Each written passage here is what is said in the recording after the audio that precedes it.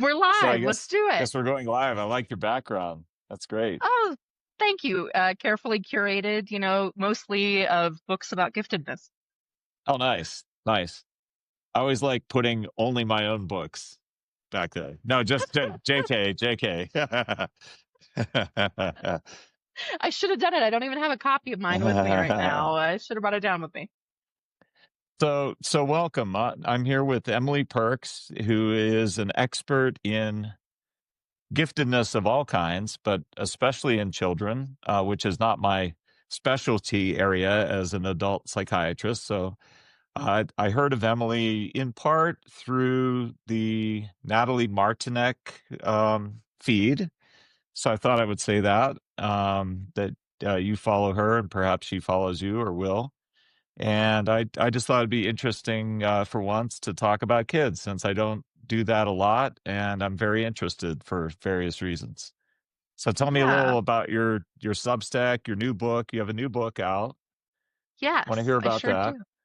Sounds great. Well, thank you for having me. I really appreciate it. Yeah, my new book is the Curious Career Workbook. It's a workbook specifically meant for gifted, twice exceptional, creative, kind of nonlinear thinkers. We think of them as polymaths a lot of times, multi-potentialites. There's lots of words for it, but people who've got a lot of different interests maybe don't fit into sort of the narrow career pathway and really sort of the Renaissance person in a lot of ways. So that is the book specifically that I just put together. It takes all of my sort of years of experience in the gifted space. I've been in this for about 15 years and puts it together in a nice workable format. So it's very hands-on, really easy for people to get involved. It's a really accessible guide for lots of different folks who are looking to do something different with their career, whether it's going out on their own, some sort of entrepreneurship. It might be they're just tired of kind of their W-2 job and want something different in that space. So it's Huh. it's really meant to help all sort of career challenges. Wow. So this is for adults, not It just for is. how to raise gifted kids. Wow. Interesting. Yeah, and that's kind of my Um, work broadly, I would say too, just to put that out there is, we think about giftedness as something that happens in childhood and giftedness stays with you your entire life. It's not something you grow out of. It's right, actually right. just part of who you are. And so I end up serving the full life cycle of people. And oftentimes adults find out they are gifted when their child gets identified as gifted. So I end up working a lot of times with the adults who also have gifted kids. Oh, interesting. I wasn't aware that that was a typical kind of occurrence. Why don't Very. we start by tell us the difference between gifted and twice gifted? Yeah, yeah. So they're kind of hotly contested terms.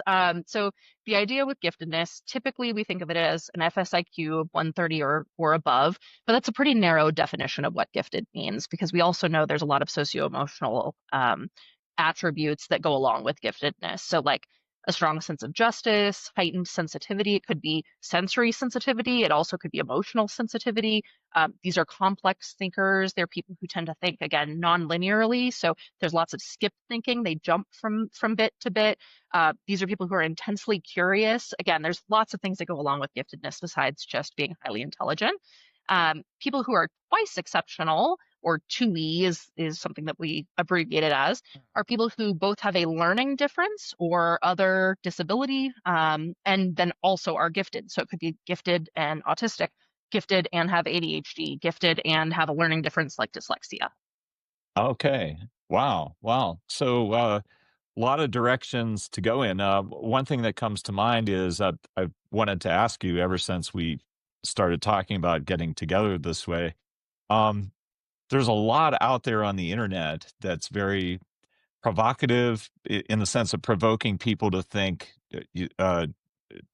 hypochondriacally that Yeah. they have ADD, they have everything. Like people come in to me as a psychiatrist all the time saying, I think I'm autistic or I have Asperger's.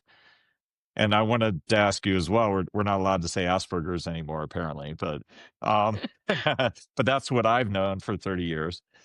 What do you make of like how to split the diamond in terms of people that think that they have something just because they read a blog post or they kind of want to have something to get special Yeah. treatment in some way. I don't mean at school or work. I mean just emotionally, people that tend that way. How do you Yeah, how do you sort that out? I mean, it's such a good question, and I would say it's rampant. There was a study that was just released that looked at information about ADHD, for example, on TikTok.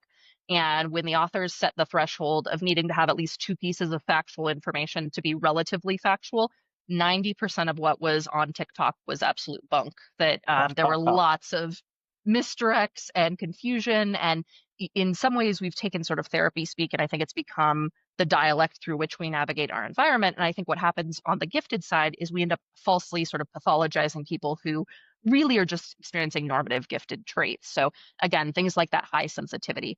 If you're somebody who can still go out into the world, you're not somebody whose daily life is necessarily limited by your sensitivity, but say you really don't love super crowded rooms, or you really are averse to certain noises, those sorts of things. We begin to think, is this person got something else going on, some other sorts of sensitivity that aren't just necessarily autism? I think the reality is our society Hmm. knows a lot more about autism. They know a lot more about ADHD than they do about giftedness. Giftedness in particular is sort of the like, we don't talk about that, or it's a K-12 issue for like learning. And once you get to Wow. adulthood, we don't talk about it at all. And so sometimes it can be difficult to differentiate those things because, as you know, as a psychotherapist that, or as a psychiatrist, that you've got sort of the parsing out diagnosis is difficult, right? And I think it's part of the reason we think about this transdiagnostically too, to say what are the overlapping features that maybe aren't clinically pathological, diagnosable, and what is giftedness. Wow. Okay. Well, it'd be for me too simplistic for me to say that my field is an art and a science in diagnosing in Yeah. psychiatry, but it's called the DSM because it's the Diagnostic and Statistical Manual, and so we're always making a guess, an educated guess at what a person has, and so a lot of the time I'll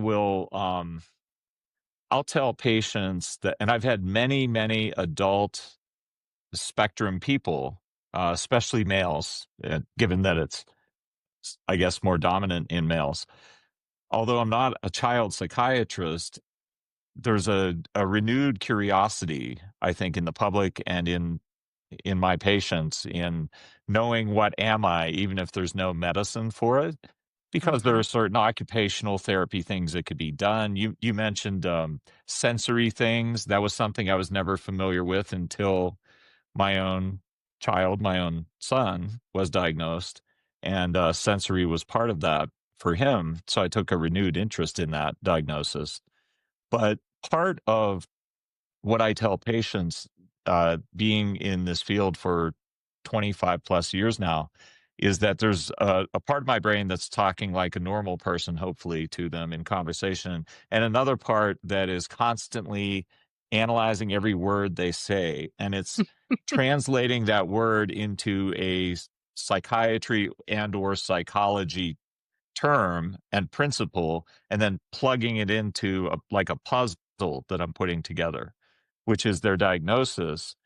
And the easiest way of explaining that to them is the very first speech given to me in medical school was by a pathologist, Dr. Robert E. Lee. Um, which, Of all names. I mean, no connection. I don't believe any connection. But he brings in this thing and it's dark, it's black, and it's on a tray, and he plops it down and he goes, "Day one of medical school. All right, class, tell me, what is it? What is this thing?" And somebody goes, "I think it's liver." And he like, "Wrong. What is it?" "I think it's a kidney. I think it's a necrotic knee." I mean, so, people were just saying all kinds of things. And he finally goes, "Look, you weren't going to get this, but it's an emphysematous lung of a obviously deceased person." and he goes, "I know that instantly. You don't Mm. know that instantly. And the way I know it is it's the same question as if I asked you to point out my mother in the room. How could you? You couldn't. But I could Yeah. because I've seen my mother 1,000 times, 100,000 times." So his point was in medicine, and I think in some of the sciences, and certainly the social sciences, if you see something 1,000 times, 10,000 times, or in my case, 80,000 patients later, it's like, oh, that really reminds me of like 30,000 people or Yes. 12,000 people, even though you can't say it's a scientific measurement, it's an instrument that Yes. you're using, much like actors say going with the instrument in their Yeah. acting. You're using another faculty that's built through experience, almost like Malcolm Gladwell, although I met him once. I'm not gonna say any more about that. Go with it. I have a story about Malcolm Gladwell, though. I'll tell you offline. I'd love to hear it. Yeah, it's very much that way though. When we're looking at giftedness, particularly in kids, and we're trying to say, are these gifted behaviors or are these something else going on? And it gets really complicated when we talk about twice exceptionality. When it's both and you're like, is this the autism? Is this the giftedness? Is it both of these things kind of combining? And I will say, twice exceptionality is almost like its own whole flavor. It's a whole different thing. It's not just the sum of its parts. It's like it's the Hmm, interaction effects, I think, between having a really high level of intelligence and having a learning difference or other disability in some way, that look very different than just sort of your like quote unquote pure gifted kids. right, And I right. think there's some debate in the field too about whether or not many of us who are gifted or highly gifted don't have some other sort of neurobiological differences too, and kind of where that falls, whether that's sort of a spectrum too, as you get sort of to these outer ranges of intelligence, whether or not the differences become sort of magnified, because we know they do to a certain extent. We talk about something called socially optimal intelligence, so we're talking about people who are probably between 120 and 145 in terms of their FSIQ. You tend to have the best chances of finding mates. You tend to have the best opportunities for finding peers and friends, Oh, because it wow. confers, yeah, it confers a little bit of advantage over the general population, but you're not so far out there that you're kind of on an island by yourself. You get above 145 and it starts getting really hard to find partners, people who understand you, just because statistically speaking, you're the outlier of the outlier at that point. That explains my 20s, why it was so hard to find a date or a mate. Yes. Yes, absolutely. Absolutely. And that is a super common experience that you hear is people will say, I go on these dates and it's like I'm talking into a vacuum. Like they have no idea, like I'm not getting the reciprocity back that I would expect Right, at all. right. Well, yeah, like, he's a young guy, my son, but he'll walk in the room and, like, unannounced, he'll just start saying, "Daddy, you know all about Hannibal, that he marched elephants through the Alps, and here's the battle plans, and here's exactly what happened, and it was in the year such and such, and then Rome was really scared, and here's why," and I'm like, "Dude, I mean, I love learning, but Yeah. whoa, wow." Yeah, and that's a really interesting point, that sort of very narrow interest, because we also see that in autism in some ways too, Uh-huh. that you have these sort of restricted interests. Gifted people also tend to have restricted interests.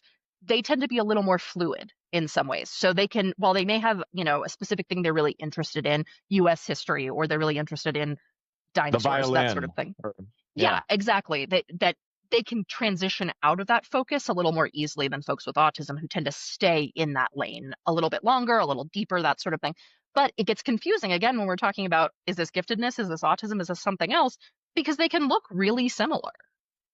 Hmm.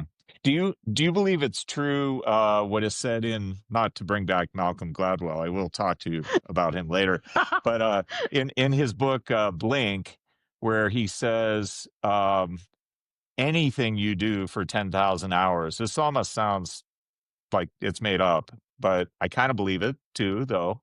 "Anything you do for 10,000 hours total over your lifetime," which usually amounts to about 10 years post school, after work, how much time do you have? Whether it's violin or being an economist, or being a map maker or a botanist, whatever it is, you become world class if you can do 10,000 hours of something. Do you think that's true, first off? I don't know. I mean, I've heard both sides of an argument about that, Yeah. but is it true, and does that apply to the gifted or twice gifted in some way? Yeah, that's such a good question. I mean, I think we know practice effects are real, right? We know you can't get better at something if you don't practice it. And obviously, many more hours put into something, you're going to get better at it. I mean, unless you're just completely kind of piddling around the whole time in that practice Yeah. space. I do think this is one of the differentiating factors that we see with gifted kids. So they learn much faster, on average 30% faster than your average student in terms of how much information they can take in, how quickly they can assimilate things. An example of that is many kids, you sort of your typically developing kid may take 25 repetitions to understand something. That's why we do like math practice at home and people do math facts and we bring home worksheets and those sorts of things. Gifted kids will often master something in 1 to 3 times. And so gifted kids end up really bored in the classroom because often they have Huh. digested, fully understood, and are ready to move on to the next thing. And they're still made to do the worksheets that everybody else is expected to do. And they have to still do the homework. Gifted kids are also Ah, notorious for hating showing their work. They really don't like having to demonstrate their thinking. They would rather just write down the answer. And so that is another thing that we often see are these kids who just whip out their answers. They turn in the paper. They may be wrong. They may not be perfectly correct answers, but they often are those kids who are used to getting something so quickly that they're done with the work and ready to move on to the next thing. oh, that's fascinating. Yeah, that explains a lot because, well, with my child, sometimes that's the thing we're working on where he didn't show step one through Yeah. seven, and he's like, "Raw, the answer is 4,536. I mean, what do you want? I mean, Yes. I knew the answer. Why do I have to do all this stuff in between? That's interesting, huh? Yeah. Yeah. Wow. So thinking about, your question about sort of the practice effects and 10,000 hours and those sorts of things, another really interesting study found that really bright kids may learn as much as a year's worth of curriculum in 2 weeks if given the opportunity to just sit down and work through the curriculum. Huh. So if you think about the amount of time spent in the classroom, waiting around, feeling bored, ready for the next thing, and not really getting sort of the, adequate stimulation that's needed for learning, think about what 10,000 hours would do, right? So think Right. maybe it's something more like 3,500 hours a gifted child will master the same material that somebody else would have mastered in 10,000 hours. Wow. Wow. Um, okay. Well, that leads me to genius, and people are always interested in that. And I know a person. I can't say he's a friend, but I've met him in New York. Named Walter Isaacson. And he's an author who writes autobiographies, or not autobi but multiple autobiographies, right? Biographies. There there it goes. He's an interesting I subject. revealed my non-giftedness right on camera, right there. The truth is out. I'm non-gifted. Um, I'm 3D instead of 2E or 2G. Um, but Walter is this wonderful man, and just has such a big heart and thinks deeply. And I have on my desk a Leonardo da Vinci biography by Walter, and he also did Steve Jobs, and he did Elon Musk most recently. And his theme is always these geniuses. Hmm. So that's like his deep interest. And maybe he's a savant of geniuses. He is. I mean, he's a brilliant writer. But I think of the idea of being a polyglot and a polymath and Hmm. like, how did Da Vinci do both science and art, engineering, which is I almost never see people. I'm good at pegging like what style people are in personality and what they're good at, what they do for a living. But to be able to do engineering on the one hand and then most beautiful art ever created on the other, painting, is like exactly equally left and right brained ability. How does that concept factor in, like genius and brainedness, right brain versus left brain style cognitive processing, and where does emotion fit in, and passion? Yeah. I guess I'm asking you Yeah. a I mean, such Walter great questions. Isaacson question. Such great questions.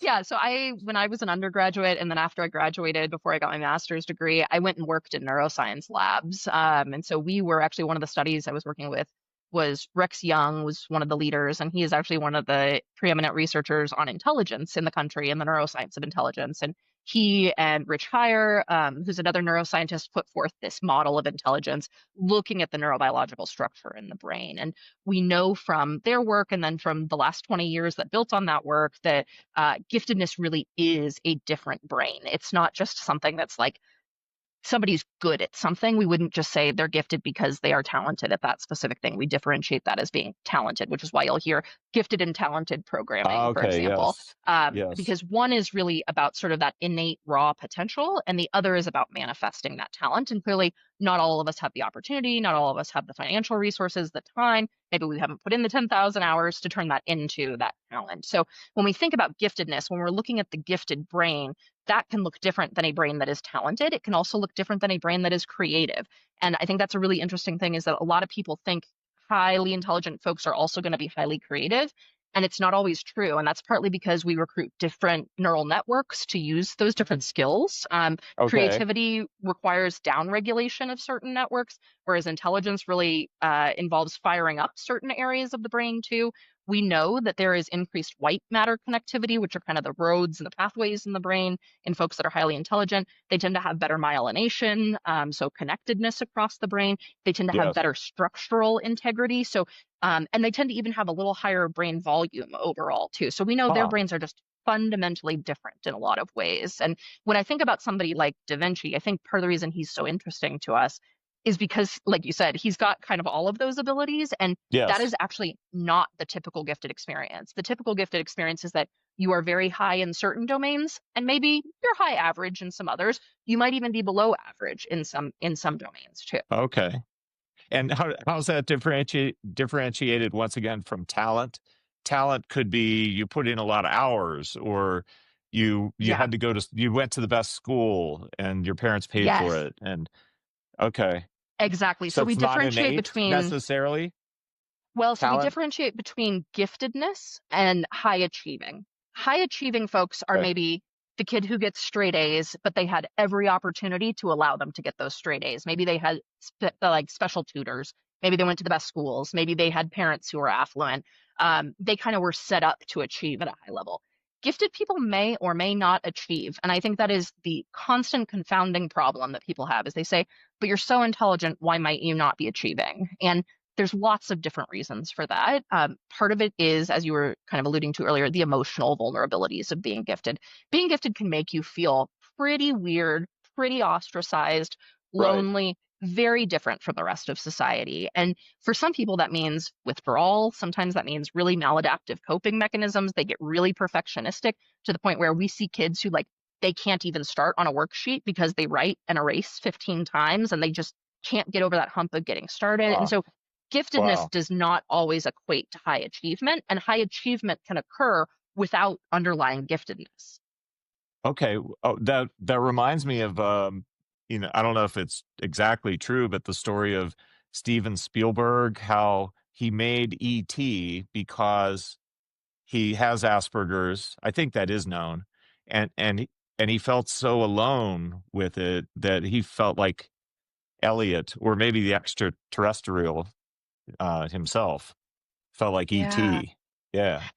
Yeah, and I lead support groups through an organization called Supporting Emotional Needs of the Gifted, or SENG, SENG. We host ongoing groups for gifted folks because people, believe it or not, need a space to get together and to be able to talk about the same sorts of things that happen to them. So the sorts of chronic frustration they may have at work, where, for example, you can see a problem ahead of everybody else seeing that problem, but if you point out that problem, people do not always like that. For an Mm, example, or you may be that person who was told you had lots of potential and you were supposed to achieve at a really high level. And for any of a myriad of reasons, maybe it was mental illness, maybe it was some other condition, you didn't achieve yeah. at the level you were supposed to. And life has been felt with a lot of disappointments. Or it may even be sort of that issue of twice exceptionalism.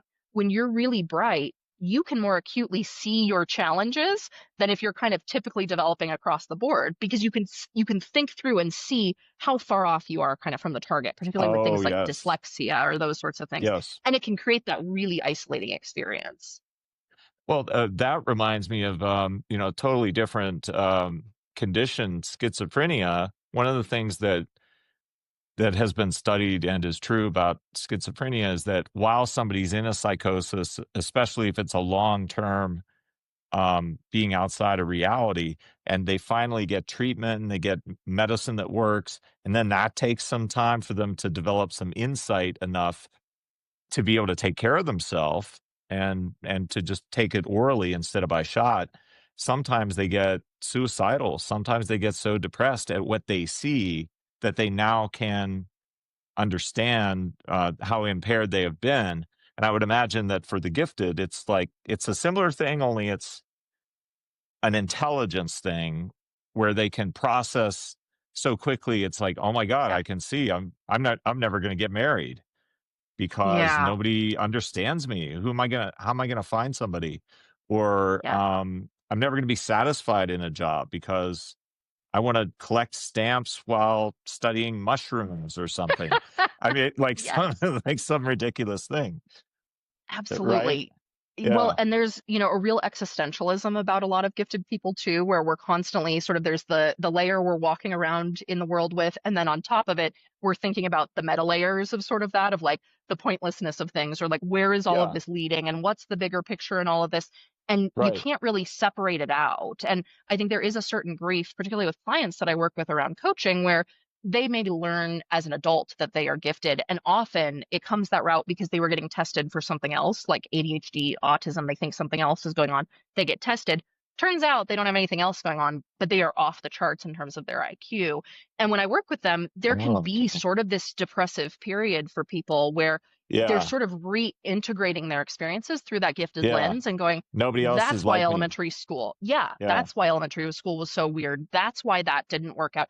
Oh, it's not that I was flawed. It was that this was part of having high intelligence and nobody told me, nobody supported me on this. I think there can be a sense of disillusionment that happens. I, are you gifted in your own estimation or in that of others or both? Yeah, I'm a member of Mensa. I'm a member Oh, of okay, wow. American Mensa. Yeah, so yes, I certainly hold that label, and I would say for So you know me, what you're it's talking about as Mhm. someone who has experienced what you help Yeah, is what I'm getting at. yeah, Yeah. absolutely. Although I I know it tried to crack a firsthand. joke too. I tried to make a ha funny. I don't always get to do that. Okay, so you know what you're talking about. You're in November you're starting a group or something people can sign up for that's going to be on your Yeah, website, and your website is called what? beyondgiftedservices.com. So you Okay. can look that one up. We can put it in show notes and those sorts of things after too. But yeah, what I'm opening up is actually a private forum. So folks will have to apply on there, and I will meet with folks individually to make sure you're a good fit for it. But it is a closed forum for folks who I'm building two of them. One is for parents of gifted kids, and the other are for gifted adults who are kind of going through sort of this existential or career focused sort of change, thinking about the major goals of adulthood, relationships, those sorts of things. And the idea with these two sessions really was born out of my work that I do with Sang, which is seeing that there needs to be community in these spaces. There need to be spaces where we can unmask, even kind of like my nervousness telling you that I am gifted. You can imagine that's weird out in public, right? It's fine when we're talking in an Yeah. interview, but it's not I'm the kind sorry of if thing I you did bring a up. gotcha, but you No, know, it's on my website. um It's okay. People will know. yeah. People will know. No, It's all right. I don't I hide. no, I think I already knew that about you. I figured you were. Um, After all, you follow Natalie Martinek, and and gifted people follow her, as well as Jeremy Fox, my friend. But okay, I love that. I think so. Again, it's beyondgiftedservices.com. Yes, beyondgiftedservices.com. Yep. Okay, Yep. And and you your can also look Substack me up. is Beyond Gifted. My Substack is Beyond Gifted. Yep. And the Beyond Gifted services is because I provide a variety of services, including coaching, educational consulting with families, so helping families to figure out where they can put their kid who may be off the charts, thinking through kind of Mm, this gifted integration piece. So when people find out they're gifted, figuring out what that means for their lives and how they kind of reevaluate through things, and helping sort of yeah. again with that community piece. I would imagine it'd be an adult. See, I didn't even know that you did this for adults as well. And that's missing in society, as you didn't Yeah. even like proclaim it as much as I know it's so true. It's utterly missing in Yeah. society. So you're doing something I can't say I've ever heard of another person doing what you're doing. And it's sorely needed And Yeah. it's not the middle, it isn't the middle of the bell curve, but hasn't the bell curve kind of drifted up?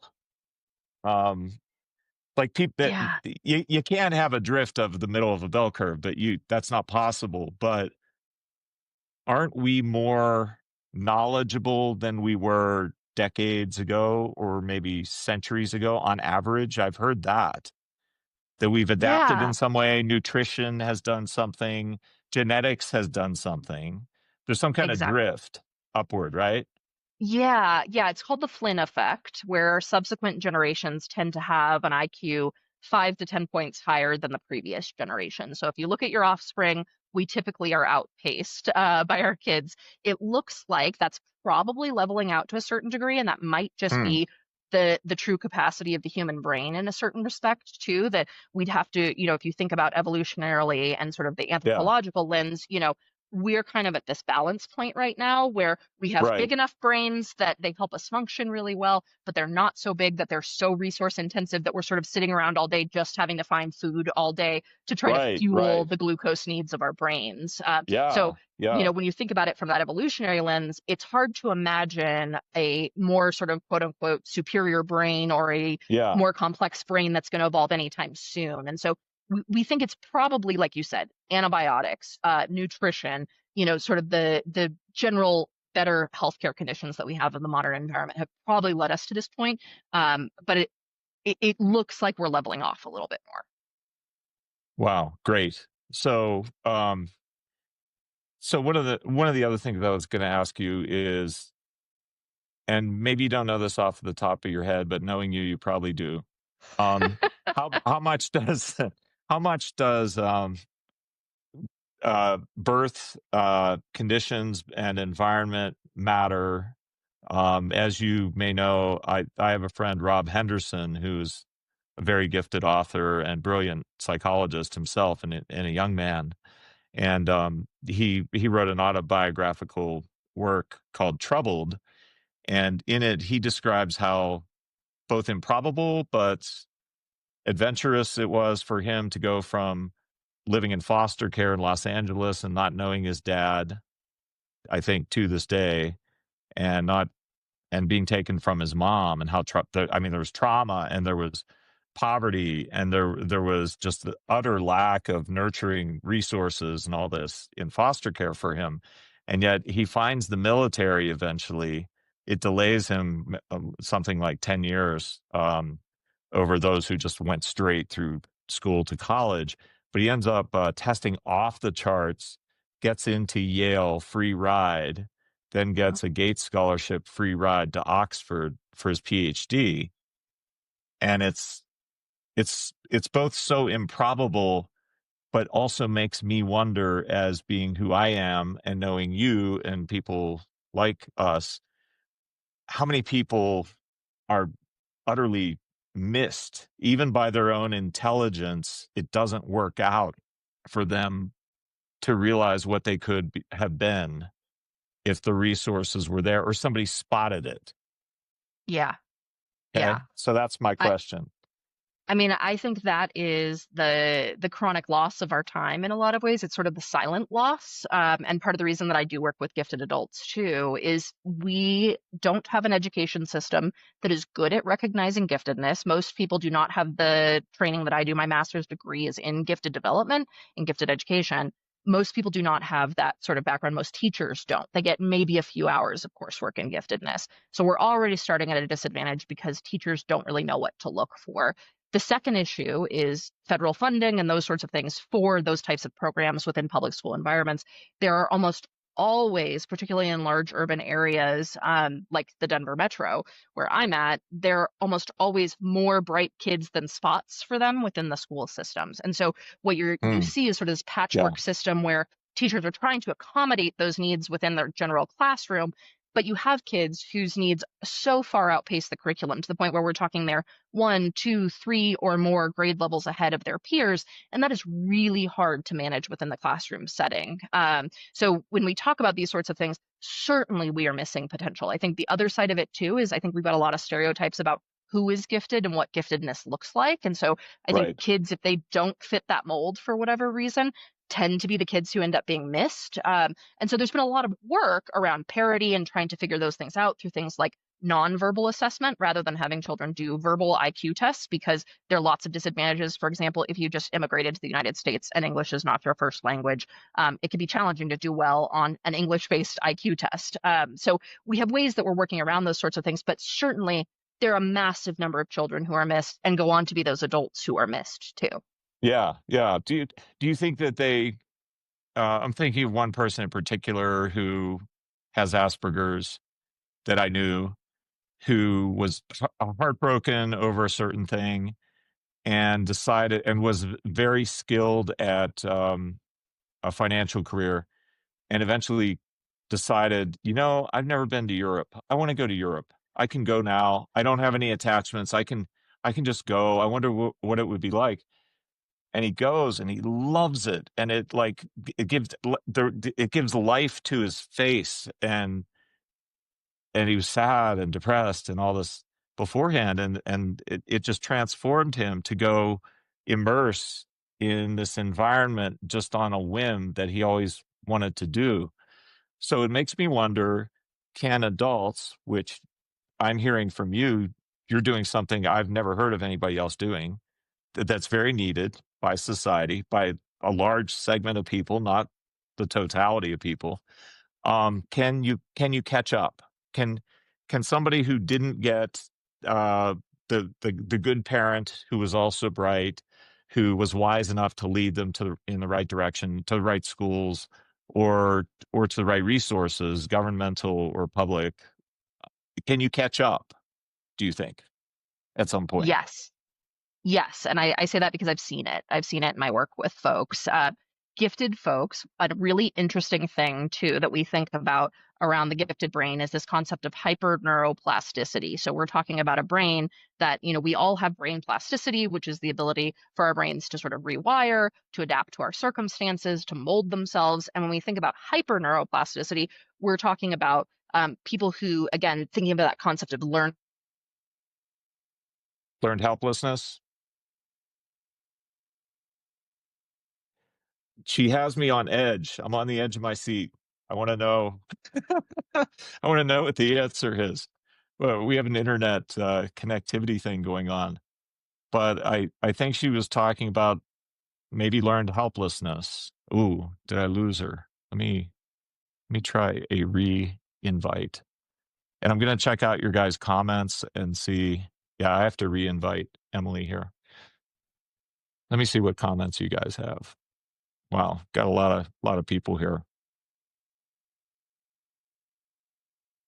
We got Jeremy Fox on there too. If you have anything to say, Jeremy, um, you could type, type that, and I could perhaps invite you as well, since we're allowed to have three-person podcasts now. Wow, this is like the time has really sped by there. This has been really interesting. Learning about giftedness and the challenges of it. I think I had a few more questions though.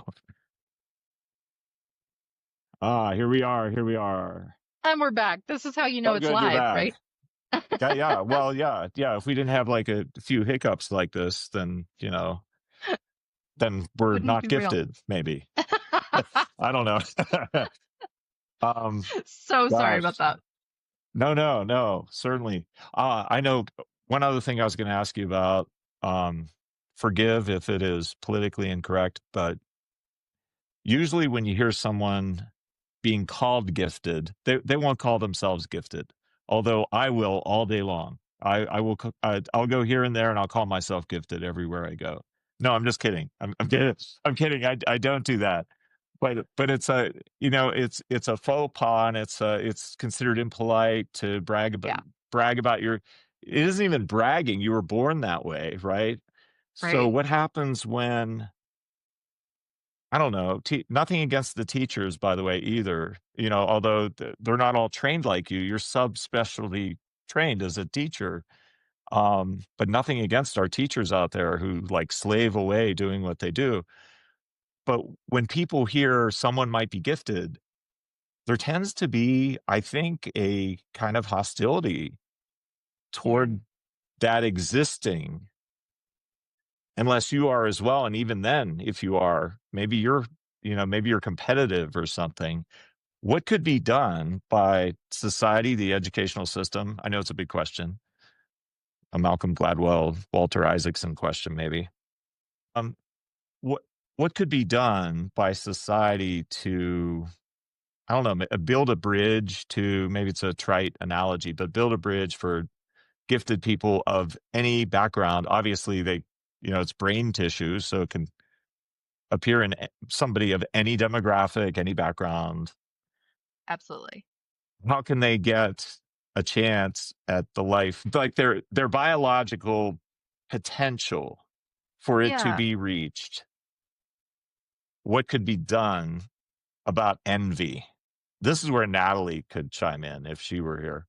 But Natalie's really into talking about envy lately, Martinek.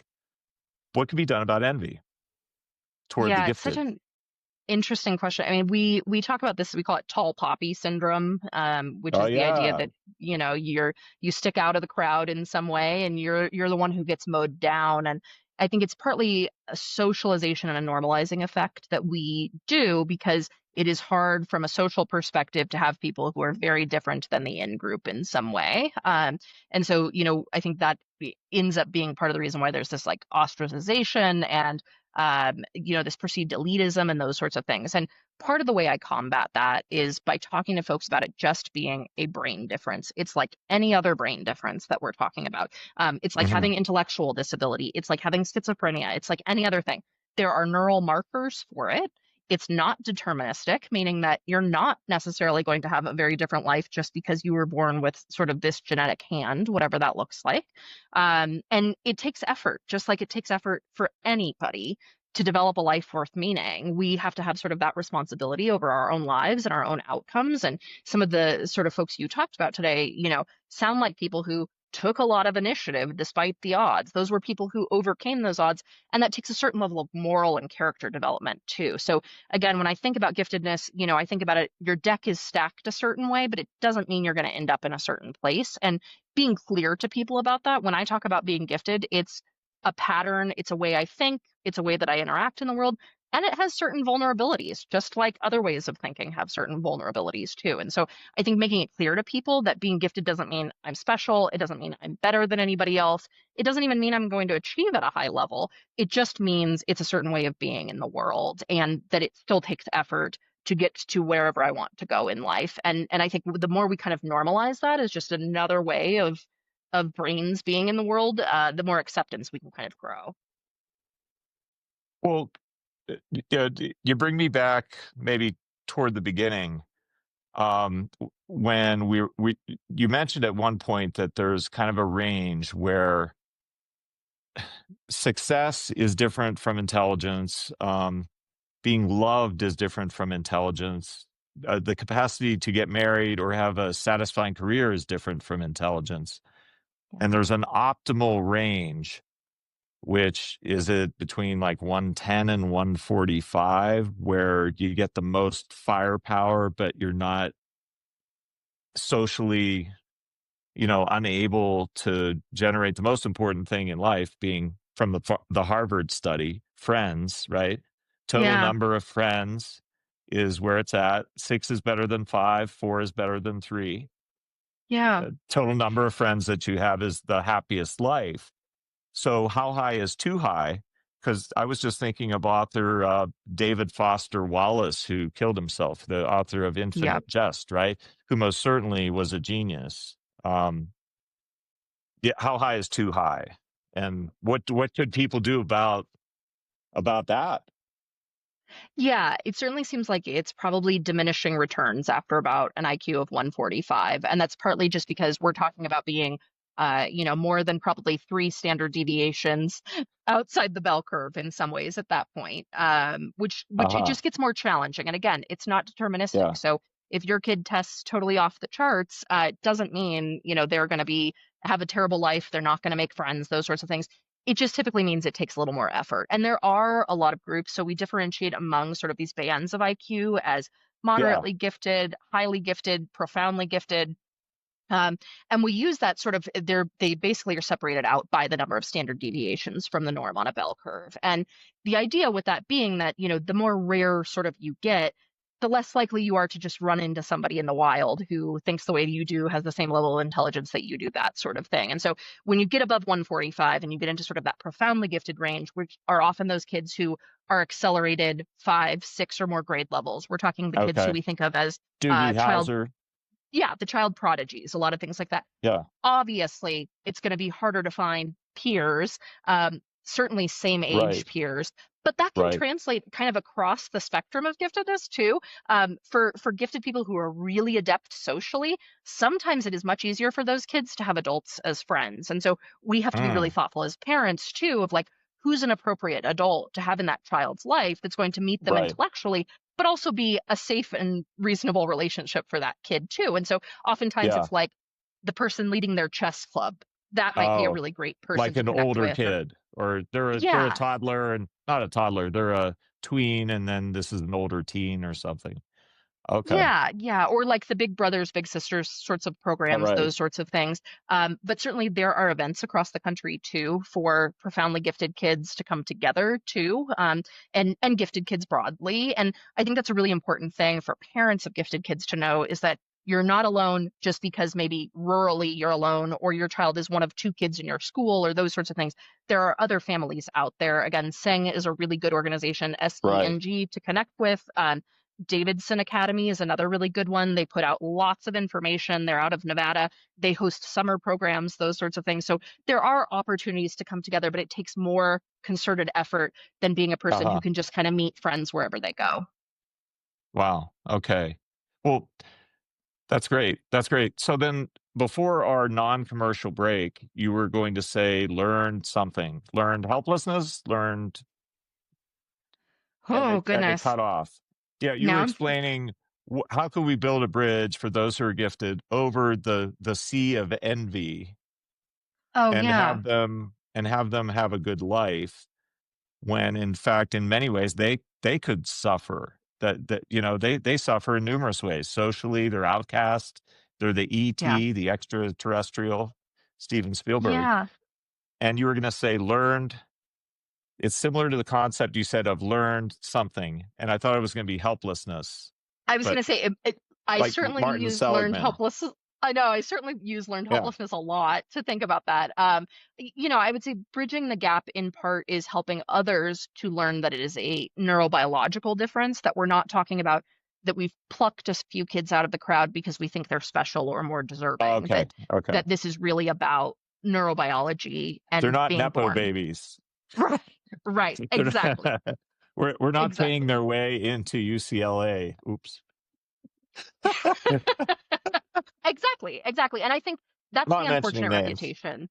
Yeah. That's the unfortunate reputation and kind of the history of gifted education is a lot of times the kids who got into the gifted education programs were the kids whose parents had a lot of money. They were able to take time off work to get their kid tested with an expensive test that, pay a few $1,000s out of pocket to have them tested for expensive schools. They were kids who came from very well-resourced, well-nutritioned families. When you were talking sort of about birth effects and those sorts of things too, that, Yeah. Yeah. you ended up with a lot of very affluent, very white families in these gifted programs. And it's part of the reason we need to do more equitable identification. So when I see things like, Mm. the mayor of New York is looking to get rid of the gifted programming in New York, I don't think that's the solution. I think that's depriving kids of a free and appropriate education. I think the solution is that we go out and we do more equitable identification to find the Yeah. kids who belong in these programs, Well, isn't irrespective of it their social objective? class. I mean, that's a thing I didn't even think to ask you, but it's super important. Aren't there objective measures Yeah, that stand the test of time, that are not just science based, and are not just I kind of sort of feel I'm smart or my kid is smart. They're objective. They're yeah, measuring what's real about who's yes, gifted, and it's not divided down into one demographic is more gifted than another, one race is more right. gifted, one ethnicity is more. That doesn't exist. It's throughout all humans, where when you are objectively testing for this stuff, So what's the state of that, and how is it seen by the educational system, and what do you think of the culture, what the culture thinks? Yeah, I mean, it's an ongoing debate in a lot of ways. When you look at the historical roots of something like the Wechsler scales, or the Stanford Binet, we're talking about something that was developed almost 100 years ago at this point. Those were normed on very white, very male populations, and so we have to have updated assessments. Fortunately, there are culture fair assessments. So things like the Naglieri nonverbal assessment, ability test, that is one example for of things that we can use. Raven's progressive matrices. There are a variety of assessments out there that are objective measures. But I think an even more important thing that we have gone to in the education system is looking at a body of evidence. So rather than just saying a kid is in a program or they're not in a program because of one test score, we're thinking more holistically. What are parent Ah, reports? What have teacher scales looked like? When a teacher evaluates a okay, kid, what does right, that look like? What sort of other behaviors are they seeing? Because again, giftedness, intelligence is a component of it, but there are also all these other factors that you can look at, to the point where with folks that I work with, I can often tell if they yeah, are gifted, even if I've never seen an IQ score. So it's really a way of being in the world. And like you said, that cuts across demographics, that cuts across social strata, because again, we're talking about yeah, people who are born a certain way. This is right, not something right, you right. can Yeah, even achieve into. economic level even. Yes, certainly. Yeah, Yeah, yeah, exactly. absolutely. Do you think there's gonna be last question. Do you think there's gonna be AI that will identify gifted people, like, 3 days after they're born and say, "Yep, Juilliard for you." Yes or You no? know, it's a scary proposition. I think in the gifted world in particular, we're really contending with the idea of AI too, because obviously it's a form of intelligence, right? And I think for those of us who have relied on our intelligence throughout our lifespans, the Yeah. threat of AI presents a really different Oh, challenge. But I think the right. interesting thing with that is the gifted people that I have talked to have said, well, if I'm gifted outside of the AI world, when I interact with AI, I bring to it my giftedness. It's not like that changes. So even the complexity of thought that goes back into the machine when we're prompting, when we're Oh, interacting, the right. ways that we will use Yeah. it, those sorts of things, I don't think it's going to like limit human potential or be the great equalizer necessarily, just as most technology has never been the great equalizer for people. Yeah. Well, I this makes me wanna start working on my, FIQ, my friendship IQ. I'm just gonna work on friendliness if the AI eventually is gonna outdo me, in Yeah. my brain cells. Friendship. Well, and I kind of always say that actually relying on your IQ score is a crutch in a lot of Huh. ways, that Yeah. we have to go above and beyond whatever we were born with. And it's the same thing for athletic ability, it's the same thing for Right. musical ability, whatever the thing is that we're born with. If we Yeah. let those things be the defining feature of ourselves, it ends up being a pretty vacuous life. And so Mm. a lot of the work that I end up having to do with kids who've gone through these really intensive gifted programs where all the focus was on achievement is we have to step back from that for a minute and say, what is the value of friendship? What is the value of being a contributing member of society outside of Right. your gift? Could you volunteer at something you are totally bad at because it is good for you to have some other opportunities of being bad at some things? That is almost, it's sort of the backwards work of being gifted Huh. sometimes. Come to think of it, if you think of the Aristotelian virtues and the Nicomachean ethics, it's not about intelligence at all. It's about goodness, right? Yes. The virtues are about goodness, not just Yes. you're super bright. Right. Yeah. Right. And Yeah. in fact, relying on that is a sort of ego defense in a lot of ways. It's a pretty flimsy way of getting through the world if that's all that you're building your stake on. And the Uh-huh. reality is, many of us will experience disability in our lifetimes. Cognitive decline occurs after about age 45. You do start experiencing cognitive decline effects. And so relying No! relying on that for your entire lifespan can be dangerous. Oh, man. It's important to diversify, right? As with anything. Yeah. Yeah. Diverse portfolio of Yeah. humanness. Exactly, exactly. Lovely. Well, Emily, thank you so much. It's been nonstop, intensely curious the whole way. Really appreciate all of your knowledge. And people need to know to go to not only your Substack, which is Beyond Gifted, the Yep. Substack, but also the website beyondgiftedservices.com, where in Exactly. November you are going to start up some very unique services that I Yeah. did not know adults need and could take part of. But that's amazing. Exactly. Great. If you need support for your kid, if you'd like to take a look at my book, if you want some support understanding whether you are gifted, all of those things can be found at beyondgiftedservices.com. And then you can also follow my Substack where I talk through a lot of the things we talked through today, just at Beyond Gifted. But thank you so much, Dr. Paul, for having me. I really Amazing. appreciated this. She's quite a good writer. It's quite a good Thank you. Substack. It's very well written Thank you. with nice diagrams. You got to love diagrams. All right. All right. Thank you, Emily. All right. Thank you We'll so talk much. again soon. All Thanks. right. Bye-bye. Bye-bye.